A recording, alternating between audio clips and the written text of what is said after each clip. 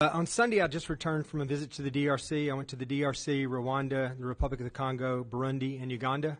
I met with the president in the DRC, the president in the Republic of Congo, the president in Burundi, and the president in Rwanda. I left encouraged in some ways and discouraged in other ways, as you can imagine. I feel like that there is unbelievable potential in the area for peace and security and for the killing and the bloodshed to stop. The resources there are just through the roof, tens of trillions of dollars in resources. DRC could be one of the wealthiest countries on the entire planet. But I do believe that certain things have to happen, and I don't know exactly what the answer is to get there. I think that, for this to exist, the Eastern DRC has to be an area where everyone has a vested interest in the safety and security and the ability for foreign companies to come in and invest in the area. And when I say everybody, I mean the DRC, I mean Burundi, I mean Uganda and Rwanda, everybody that's there. We all know right now that the Eastern DRC is a completely ungoverned area. It's like the wild, wild East, right? And I truly believe that there is no ability for the government in Kinshasa to actually control that area right now. They do not have the resources or the ability to really impact what's happening there, and they are actually becoming, in my mind, just another entity there that is trying to take advantage of the resources there and get what they can. And everyone's doing it. We know this, right? We know that the Uganda is bringing minerals in from there. Rwanda's doing it. Burundi's doing it. Everyone is doing it, and there's really nothing there to stop them. I think that the Congolese government has to do a couple of things. One, they have to address the domestic issue, right?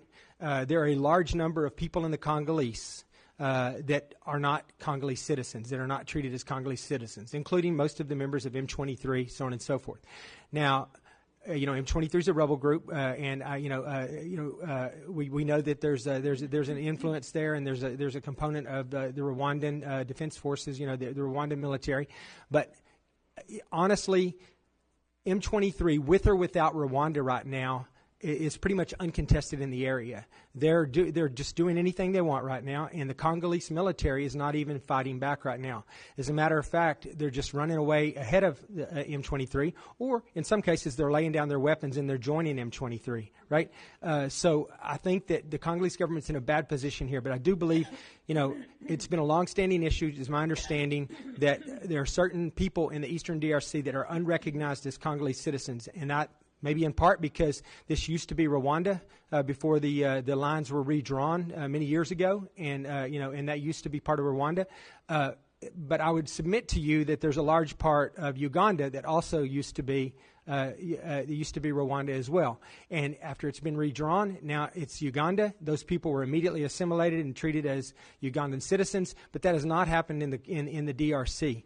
And I think that's part of the problem. I think that this domestic issue has to be addressed, that everyone in the region, everyone in the country has to be treated as a Congolese citizen with all the rights and privileges of such. I think that this is a difficult thing to do, but I think at some point the armed resistance of M23 are not going to just put down their weapons and walk away. I think that they are an armed resistance. There has to be an effort somehow to incorporate them into the Congolese military and make them feel like Congolese citizens that are protecting their country, not what's going on right now. I think that that's one of the problems. I think the other problem is that they have the domestic problem, or they have the international problem, obviously, which mainly focuses right now around the relationship with Rwanda.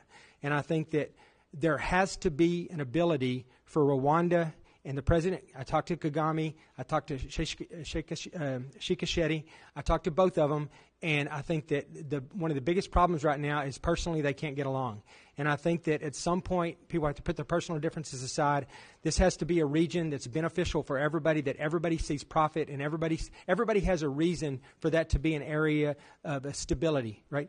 And I think that, I don't know the answer to this for sure, but the neighboring countries have to benefit from the minerals that are in the Eastern DRC as well, whether that's they have some refining capability, and the minerals are mined there and refined elsewhere, or there's a refining capability in the DRC, refining capability in Rwanda. Everybody has an ability to make some money from what's going on there. Then I think everyone will have an interest in making sure that this is a safe and secure area. They're going to need foreign investment to come in. They're going to need other countries' businesses to want to come and operate there. Right now that can't happen because there's not the required level of safety and security, and there's not the lack of corruption. It doesn't, there's going to be a certain level of corruption everywhere you go. But, when I was there, I was shocked at the level of corruption there. I talked to a Swiss company this morning, and they told me that their company was worth something like $18 billion, and they got a tax bill last year for their company for $80 billion, which is ridiculous, right? And so they protested it, and they got it reduced to $1 billion,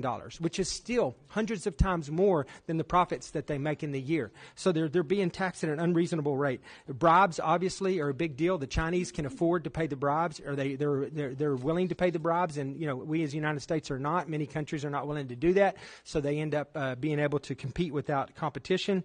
There's a biased justice system as well. You can never be assured that if you go there and you get into some kind of legal disagreement, that it's going to be a fair judgment, and they're going to rule in your favor if you're in the right.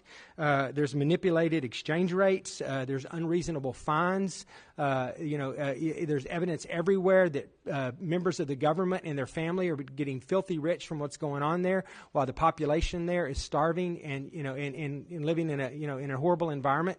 I think that we have to come up with a way to fix this. I think that until that happens, a lot of this other stuff is not going to matter. I don't know the answer to this, but I would like to get your opinion, each of you. Do you think that in the current situation that we're in, and obviously there's other issues too, I just want to mention too, just for the record, but there are